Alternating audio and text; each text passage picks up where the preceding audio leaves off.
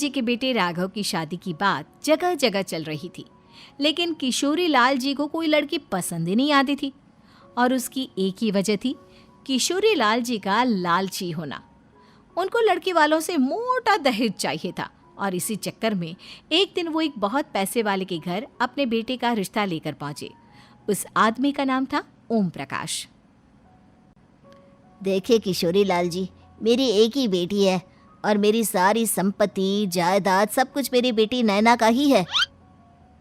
पापा, नाम से लगता है बहुत खूबसूरत होगी। कितना अच्छा नाम है ना, नैना।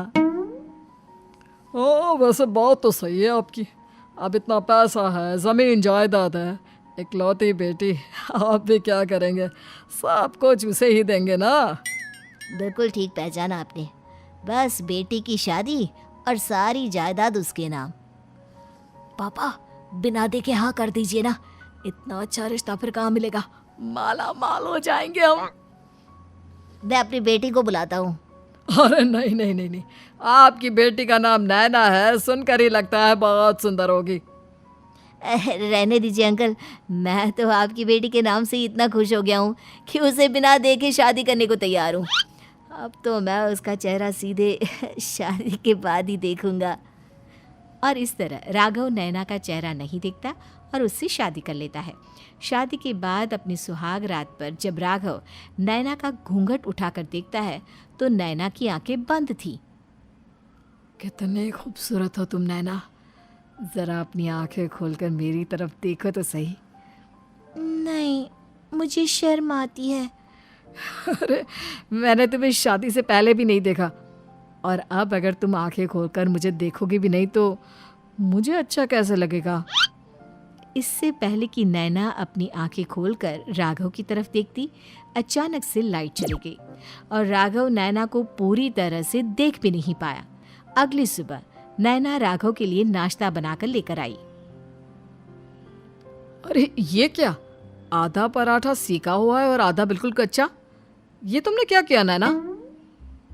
बहू, तुमने क्या आधा पराठा तवे से नीचे लटका कर रखा था, जो आधा सिका है और आधा कच्चा? मुझे जितना दिखेगा उतना ही तो सीखूंगी ना पापा जी। जहाँ जहाँ मुझे नजर आ रहा था वहाँ मैंने सीख लिया, जहाँ जहाँ नहीं दिखा वहाँ कच्चा रह गया होगा। इसका क्या मतलब है? ये कैसा मजाक कर रही है तुम? अरे बहू, तुमने इतना लंबा घूंघट क्यों लगाया हुआ है? देखो, हमारे घर में बहुओं को बेटी की तरह रखा जाता है, और फिर तुम तो इतना सारा माल लेकर आई हो। देखो, ये घूंघट डालकर रखने की कोई ज़रूरत नहीं है। हाँ नैना, पापा जी ठीक कह रहे हैं, तुम तो आराम से रहो, अपना ही घर समझो। नैना अचानक से अपना घूंघट उठा लेती है। अरे ये क्या पापा, नैना की तो एक आंख फूटी हुई है। नाम से नैना, लेकिन ये तो कानी बहू निकली।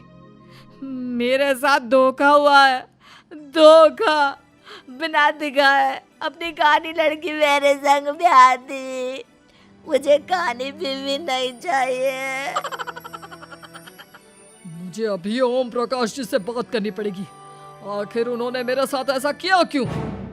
अरे, आप लोगों ने ही तो पापा से कहा था कि आप लोग शादी से पहले मुझे देखना नहीं चाहते। अब मेरे पापा पर क्यों इल्जाम लगा रहे हैं? अरे लेकिन उन्हें बताना तो चाहिए था ना कि तुम कानी हो, एक आंख से तुम्हें दिखाई नहीं देता। किशोरी लाल और राघव नाराज होकर ओम प्रकाश को अपने घर बुलाते हैं। पापा जी, ये आपने क्या किया? शादी से पहले बताया क्यों नहीं कि नैना की आंखों में परेशानी है? अरे, आप ही ने तो लड़की देखने से मना कर दिया था। और लेकिन आप बता तो सकते थे। आपको तो हमारी बेटी की प्रॉपर्टी चाहिए थी, वो भी पूरी की पूरी। अब क्या हुआ अगर उसे आधा दिखाई देता है?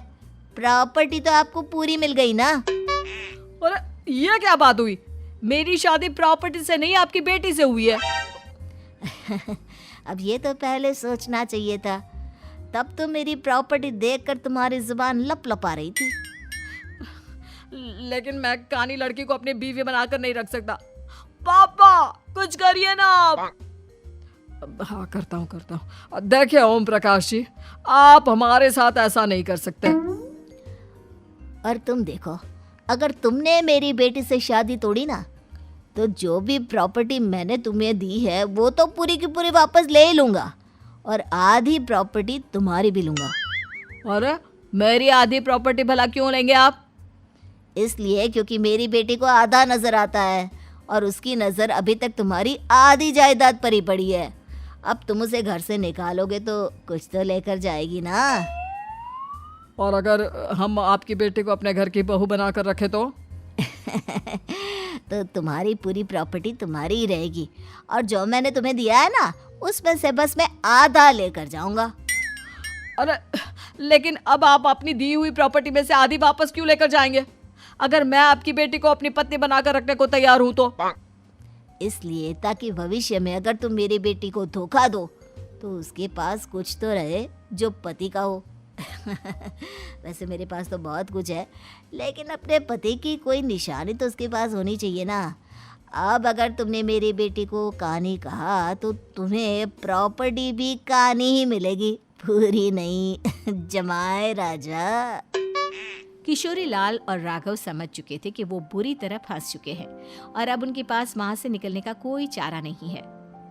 अब समझ में आया ना, लालच बुरी बला होती है। एक तो तुम्हें प्रॉपर्टी मिली, ऊपर से बीवी मिली, उसमें तुम्हें नखरे भी दिखाने हैं। आए बड़े, चुपचाप बैठो दोनों। कुछ दिनों के बाद नैना राघव की कार लेकर बाजार घूमने निकलती है और जब कार लेकर वापस आती है, ये क्या? एक तरफ से मेरी गाड़ी पूरी खराब हो चुकी है। लगता है तुमने मेरी गाड़ी को किसी दूसरी गाड़ी के साथ एक्सीडेंट किया है। अरे अरे कितना बड़ा नुकसान कर दिया तुमने बहू। वो क्या है ना पापा जी, मुझे एक आंख से दिखाई नहीं दे रहा था, सामने से गाड़ी आ रही थी। मुझे तो सिर्फ आधा ही दिखाई दिया और वो गाड़ी मेरी कार से रगड़ते हुए निकल गई। अब मैं क्या करूं बताओ? आप इसे ठीक कराने के पैसे कौन देगा? तुम्हारे पापा। तुमने मुझसे इस तरह से बात की? अभी रुको। नैना राघव की शिकायत ओम प्रकाश को कर देती है। देखो राघव, अब जो मेरी आधी प्रॉपर्टी तुम्हारे पास थी ना उसमें से आधी और मैं लेकर जाऊंगा क्योंकि तुमने मेरी बेटी को डांटा। अरे नहीं नहीं पापा जी, गलती हो गई, माफ कर दो। गलती की तो कोई गुंजाइश ही नहीं। अगली बार मेरी बेटी को डांटा तो बची हुई आधी में से आधी और ले जाऊंगा। लालच के चक्कर में हम दोनों ने बहुत बड़ी गलती कर दी बेटा। एक तो तुम्हें कानी बहू मिली और ऊपर से जो माल मिला वो भी काना। इस तरह राघव की हर एक गलती पर ओम प्रकाश उसकी प्रॉपर्टी का आधा आधा हिस्सा लेकर अपना सारा माल वापस ले गया और राघव को कानी बीवी से काम चलाना पड़ा। भाई लालच वाकई में बुरी बला है।